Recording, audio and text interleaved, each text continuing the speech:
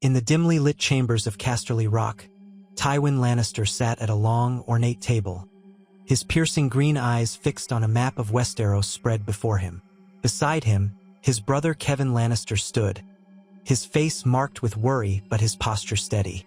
The flickering light from the candles cast shadows across the room, giving the moment an air of foreboding. "The situation has grown more precarious than even I anticipated," Tywin said, his voice low but cold as steel.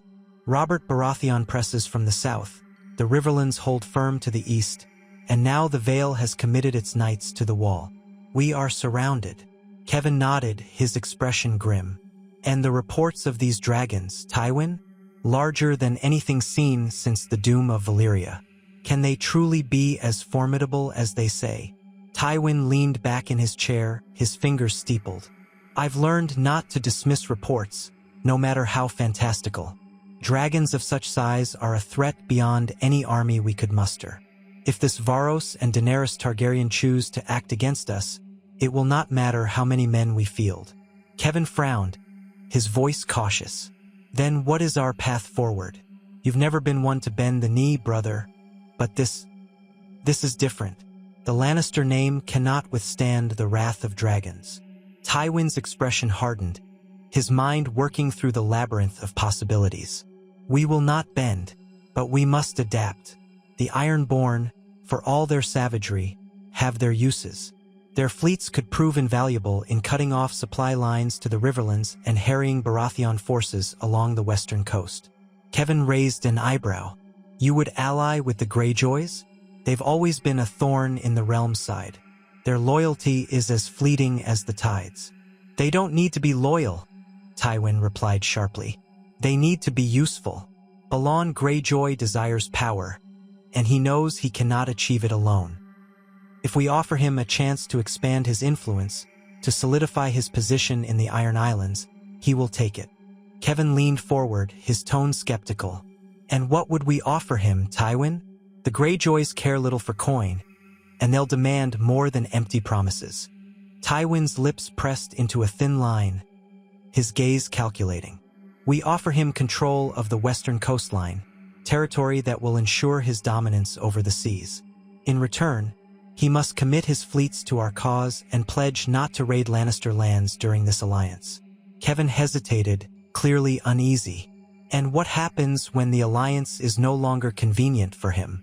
The Greyjoys have never been reliable, and Balon is as ambitious as he is unpredictable." Tywin's eyes narrowed, his voice cold. "When the time comes, Kevan, we will deal with Balon Greyjoy as we have dealt with all who have stood in our way. But for now, we use him. The Ironborn can be a weapon, and like any weapon, they can be discarded when they are no longer needed." Kevan sighed, nodding reluctantly. "Very well, I'll send emissaries to Pike. But Tywin, this alliance may strengthen our position, but it won't solve the larger problem. The dragons, the Night King, these are forces beyond swords and fleets." Tywin stood, his commanding presence filling the room. "We focus on the threats we can control, Kevan.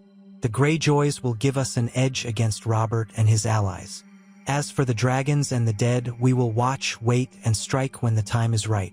The Lannister name has endured worse than this. We will endure again." Kevan bowed his head slightly, acknowledging his brother's resolve. "I hope you're right, Tywin. The stakes have never been higher." Tywin's gaze returned to the map, his expression unyielding. "When you play the Game of Thrones, Kevan, there are no certainties, only strategies. And I always play to win." The room fell into silence, the weight of their decisions looming over them. Tywin's mind, ever calculating, moved forward with a plan that would either save House Lannister or lead it into ruin. In the great hall of Casterly Rock, Tywin Lannister stood before his assembled bannermen, the most powerful lords sworn to House Lannister. The room was filled with tension, the air heavy with the unspoken weight of their situation. Kevan Lannister sat to Tywin's right, his face calm but focused, while the lords murmured amongst themselves, awaiting their liege's command. Tywin's sharp green eyes scanned the room, silencing the low hum of conversation. His presence alone demanded attention, and when he spoke, His voice carried the precision of a commander and the authority of a ruler. "We are at a crossroads," Tywin began, his tone measured but firm. "The forces arrayed against us are vast. Robert Baratheon presses from the south, the Riverlords and Starks hold firm to the east, and the Vale threatens to send men to bolster the north. Even now, reinforcements from the Golden Company and the slavers across the sea are on their way. But until they arrive, we cannot risk an offensive." A ripple of unease passed through the gathered lords. Lord Lefford of the Golden Tooth spoke up, his voice carrying the nervous energy of a man used to defending the western borders. "But, Lord Tywin, if we wait too long, Baratheon's forces will grow stronger. Shouldn't we strike before they consolidate their position?" Tywin's gaze shifted to Lefford, his expression icy. "And risk overextending ourselves? No, a premature attack would only weaken us further. The Riverlands are fortified, and Riverrun remains a thorn in our side. An offensive now would expose our vulnerabilities and invite disaster." Kevan leaned forward, his voice steady as he added, "We must fortify our positions, especially on our northern flank. The Starks have already begun moving men south, and if they coordinate with the Tullus, they could sever our supply lines. We must ensure that doesn't happen." Tywin nodded, his gaze returning to the room. "Precisely. The northern flank is critical. If we lose control of the Red Fork crossings, the Starks and Tullus will have a direct path into our lands. Lord Lefford, you will take command of reinforcing the Golden Tooth. Ensure that every pass and road leading to our territory is fortified." Lefford bowed his head, though the tension in his posture remained. "It will be done, my lord." Tywin's eyes moved to Lord Crakehall, a grizzled veteran who had fought alongside him in many campaigns. "Lord Crakehall, I trust your judgment on the western borders. The Ironborn have been quiet for now, but they are unpredictable. Keep watch over the coastline and ensure they do not use this war as an opportunity to raid our lands." Crakehall nodded, his voice gruff but resolute. "Consider it done, my lord." Another bannerman, Lord Brax, stepped forward cautiously. "And what of the Riverlands, Lord Tywin? Should we not press Riverrun before they have a chance to resupply? If we allow them to grow stronger, we may lose our hold on the east." Tywin's expression turned cold, his voice cutting through the room like a blade. "The Riverlands will be dealt with, Lord Brax, but not by reckless action. Every move we make must be calculated. Riverrun will bleed itself dry holding its defenses. When the time is right, we will strike and ensure its fall is absolute." Kevan glanced at Tywin before addressing the room. "In the meantime, we must focus on shoring up our defenses. Our enemies believe they have us cornered, but they underestimate the strength of House Lannister. We will hold firm and bide our time." Tywin stepped forward, his commanding presence silencing any further objections. "This is not a time for pride or haste. Our enemies have numbers, but we have the advantage of discipline and strategy. Reinforce every flank, fortify every crossing, and ensure our supply lines remain intact. Let them come to us if they dare. When they do, they will find themselves broken against the strength of Casterly Rock." The room fell into a heavy silence as the bannermen absorbed Tywin's words. Slowly, one by one, they nodded their agreement, bowing their heads in deference to their lord. As the meeting adjourned, Kevan lingered behind, his expression thoughtful. "You've always been a master of patience, brother. But how long can we hold before they overwhelm us?" Tywin turned to him, his face a mask of calm resolve. "As long as we must, Kevan. The lion does not pounce until the prey is at its weakest. And when the time comes, we will remind them why the name Lannister commands fear across the realm." As the lords of the Westerlands continued their council in the great hall of Casterly Rock, the air was tense with strategy and worry. The murmurs of their discussions were interrupted by the distant sound of horns echoing through the chambers. A young messenger rushed into the hall, his face flushed with urgency. "My lords," the boy said breathlessly, bowing low before Tywin, "the Golden Company has arrived.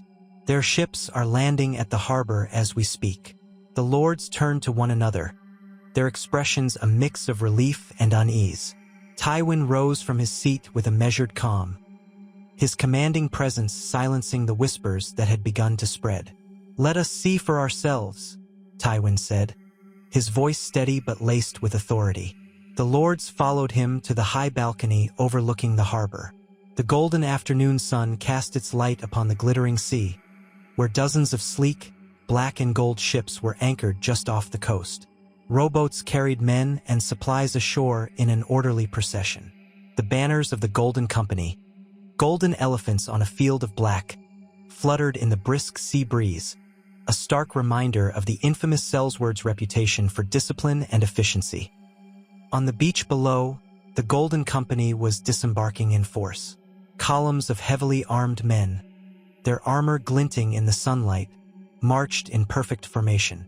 Their numbers seemed endless, stretching far along the shoreline.